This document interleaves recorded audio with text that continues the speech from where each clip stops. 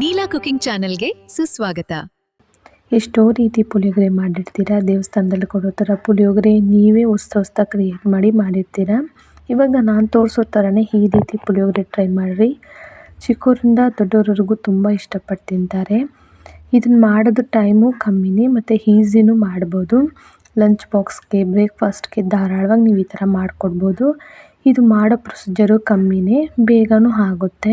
ಬನ್ನಿ ಇವಾಗ ಯಾವ ರೀತಿ ಮಾಡೋದಂತ ನೋಡೋಣ. ಇವಾಗ ಅಗಲವಾಗಿರೋ ಕಡಾಯಿ ತೊಗೊಬೇಕು.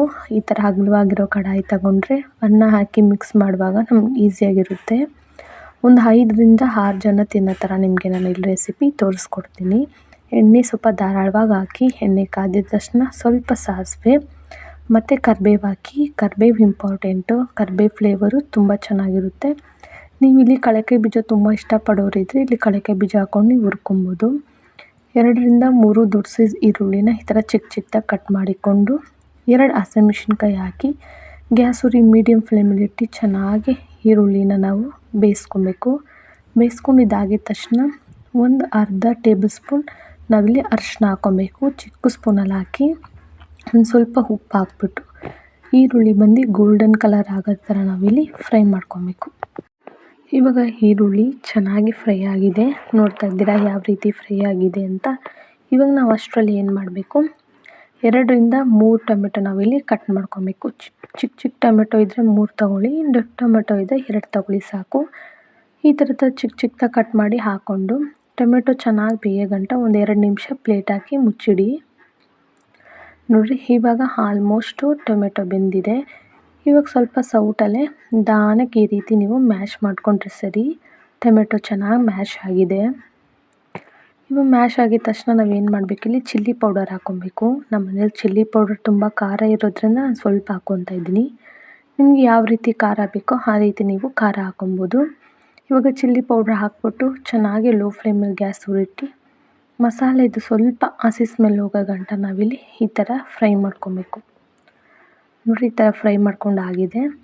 ಇವಾಗ ನಾವು ಪುಳಿಯೋಗರೆ ಪ್ಯಾಕೆಟ್ ನಾವು ಹಾಕ್ಕೊಬೋದು. ನಾನು MTR ಪುಳಿಯೋಗರೆ ಪ್ಯಾಕೆಟ್ ಹಾಕ್ಕೊತಾ ಇದ್ದೀನಿ. ಆಪ್ಷನ್ ನಿಮ್ಗೆ ಯಾವ ಬ್ರ್ಯಾಂಡ್ ಸಿಗುತ್ತೋ ಅದು ಹಾಕ್ಕೊಬೋದು. MTR ಬಂದು ತುಂಬ ಚೆನ್ನಾಗಿರುತ್ತೆ, ಆದ್ದರಿಂದ ನಾನು ಇದನ್ನೇ ಯಾವಾಗಲೂ ಯೂಸ್ ಮಾಡೋದು. ಹಾಕಿ ಕೊತ್ತಂಬರಿ ಸೊಪ್ಪು ಹಾಕಿ ಗ್ಯಾಸ್ ಉರಿ ಲೋ ಫ್ಲೇಮಲ್ಲಿ ಇಟ್ಟು ನಿಧಾನಕ್ಕೆ ಈ ರೀತಿ ಮಿಕ್ಸ್ ಕೊಡಿ. ಈ ರೀತಿ ಮಾಡಿದ್ರೆ ತುಂಬ ಫ್ಲೇವರು ಚೆನ್ನಾಗಿರುತ್ತೆ ಮತ್ತು ಜಾಸ್ತಿ ನಮಗೆ ಗೊಜ್ಜು ಥರನೂ ಬರುತ್ತೆ. ಈ ಥರ ಮಿಕ್ಸ್ ಮಾಡಿ ಒಂದು ಚಿಕ್ಕ ಲೋಟದಲ್ಲಿ ನೀರು ಹಾಕ್ಕೊಳ್ಳಿ. ನಿಮಗೆ ಹುಳಿ ಫ್ಲೇವರ್ ಇಷ್ಟ ಅಂದರೆ ಇಲ್ಲಿ ಹುಣಸೆ ನೀರು ಕೂಡ ನೀವು ಇಲ್ಲಿ ಹಾಕ್ಕೊಬೋದು. ಒಂದು ಚಿಕ್ಕ ಲೋಟದಲ್ಲಿ ನೀರು ಹಾಕಿ ಈ ಥರ ಮಿಕ್ಸ್ ಮಾಡಿ 1 ನಿಮಿಷ ಚೆನ್ನಾಗಿ ಬಾಯ್ಲ್ ಮಾಡೋಕ್ಕೆ ಬಿಡ್ತೀನಿ.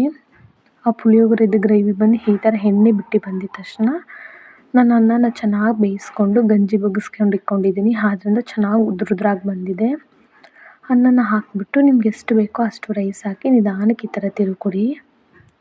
ನೋಡಿರಿ ಕಲಿಸ್ತಾ ಇರುವಾಗಲೇ ನಿಮ್ಗೆ ಗೊತ್ತಾಗ್ತಾ ಇದೆಯಾ ಯಾವ ರೀತಿ ಉದ್ರಾಗಿ ಬಂದಿದೆ ಅಂತ.